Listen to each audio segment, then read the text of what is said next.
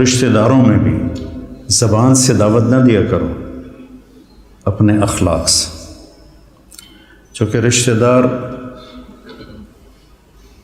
سب سے مشکل ہوتا ہے تعلق قائم کرنا رشتہ داروں میں۔ جب تو اللہ نے اتنی آیات اتاری ہیں اور اتنی احادیث ہیں، تو اس میں سب سے مشکل ہوتا ہے رشتہ داروں سے تعلق قائم کرنا، کہ وہ رویے ٹکراؤ ہوتا ہے، تو اس میں آپ کے اخلاق، آپ کی تواضع، آپ کی عاجزی، کوئی ان میں سے بدتمیزی کرے تو آپ کا برداشت کرنا عموماً، اور والدین خاص طور پر۔ لیکن اس میں ایک بات کی احتیاط رکھنی ہے کہ کل کو اللہ آپ کی شادی کروائے تو شادی بیوی کے معاملے میں احتیاط کرنی ہے۔ آپ کے ماں باپ کا آپ پر پورا حق ہے، لیکن آپ کی بیگم پر ان کا کوئی حق نہیں۔ میں بچیوں سے بھی کہتا ہوں کہ تم اپنے ماں باپ کو چھوڑ کے آ گئی ہو، اب اپنے خامد کے ماں باپ کو اپنے ماں باپ بنا لو۔ اور خامد کے ماں باپ سے کہتا ہوں کہ تم نے اپنی بیٹیوں کی شادیاں کر کے روانہ کر دیا اور تمہاری حویلی خالی ہو گئی بیٹیوں سے، تو تم ایسا کرو کہ یہ جو بہو آئی ہے اس کو اپنی بیٹی بنا لو۔ جب اس کو بہو کی نظر سے دیکھتی ہو تو پھر تمہارے اندر حسد پیدا ہوتا ہے اور غصہ پیدا ہوتا ہے۔ اسے بیٹی کی نظر سے دیکھو، یہاں تمہاری جگہ، اس بہو کی جگہ تمہاری بیٹی بیٹھی ہوتی تو تمہاری نظروں میں کیا پیار ہوتا۔ جب بیٹی کو تم نے روانہ کر دیا ہے، اب پیچھے یہ تمہاری بہو آ گئی ہے، تو اس کو وہی نظر دو جو اپنی بیٹی کو دیتی تھی، تو گھروں میں خوشیاں۔ تو ماں باپ کا تمہاری بیوی پر کوئی حق نہیں ہے، لیکن میں نصیحت کرتا ہوں بچیوں کو کہ خامد کے ماں باپ کو عزت دو، ان کی خوشی سے خدمت کرو، اگرچہ تمہارے ذمے نہیں، لیکن کرنا تمہارے لیے اجر و ثواب کا باعث ہے۔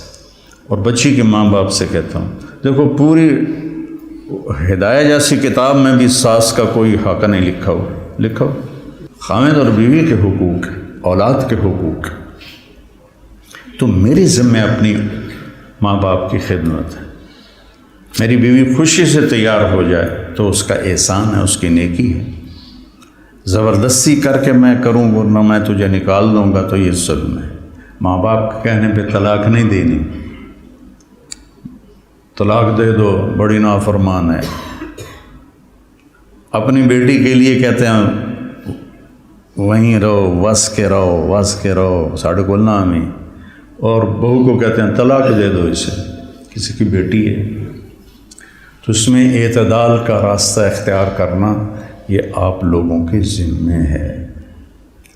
اور جب بھی بیوی کی تمہیں شکایت سننے کو ملے، پہلے تحقیق کرنا، پھر کوئی بات کرنا۔ عموماً شکایتیں غلط ہوتی ہیں۔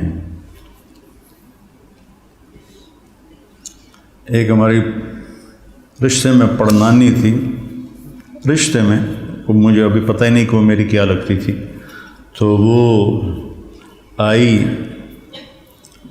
میری نانی کے گھر، تو اندر پردے نال اس کی بہو پیچھے آ رہی تھی۔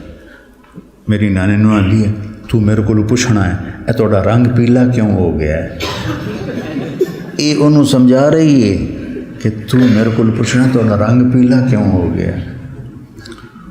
اچھا، وہ میری نانی کا ان سے کوئی بانجی بھتیجی کا رشتہ تھا، تو انہوں نے کہا جی ٹھیک ہے جی نانی جی۔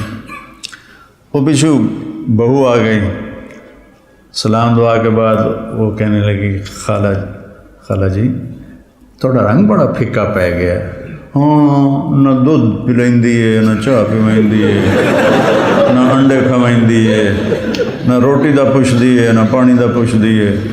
اگو وہ بھی تھی، یہ کودے نو تو وہ کودے تیرا، سی کا بھائی بگھیرا، یہ کودے نو تو وہ کودے تیرا۔ اگو اس نے بھی لے لیا ہاتھوں ہاتھ، ہر شے کھا جانی ہے تو علی پہ آنی ہے، میں تین کچھ نہیں پوچھ دیا۔ یہ ہماری معاشرت ہے، تو اس سے آپ لوگوں نے پرہیز کرنا ہے، عدل کرنا ہے۔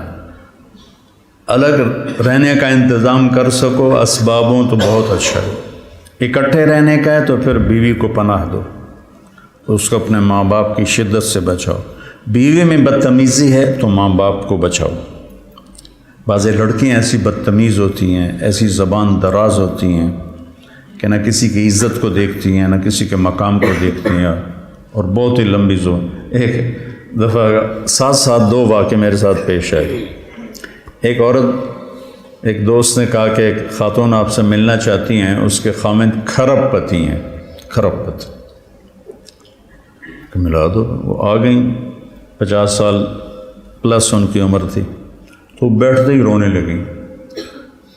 ایسا ہوتا ہے ابھی پہلے کوئی دکھڑا سنائے پھر وہ بیٹھتے ہی رونے لگے کہ لوگ سمجھتے ہیں میں بڑی خوش قسمت ہوں، بڑے مالدار کی بیگم ہوں، لیکن میں اس دولت کو کیا کروں، میرے خامند کا سلوک ہی اچھا نہیں میرے ساتھ، تو میں اس دولت کو کیا کروں۔ ٹھیک، اس سے کوئی چند ہفتے بعد میں کراچی جا رہا تھا، جہاز میں ایک نوجوان بڑا خوبصورت میرے پاس آ گیا، کہنے لگا مولانا صاحب اللہ نے مجھے سب کچھ دیا ہے، رزق دیا ہے، گھر دیا ہے، دولت دی ہے، لیکن میں اپنی بیوی سے اتنا تنگ ہوں، اس کی 30 فٹ لمبی زبان ہے۔ میں کہا 29.5 فٹ کٹ دے، باقی 6 انچ منہ چران دے۔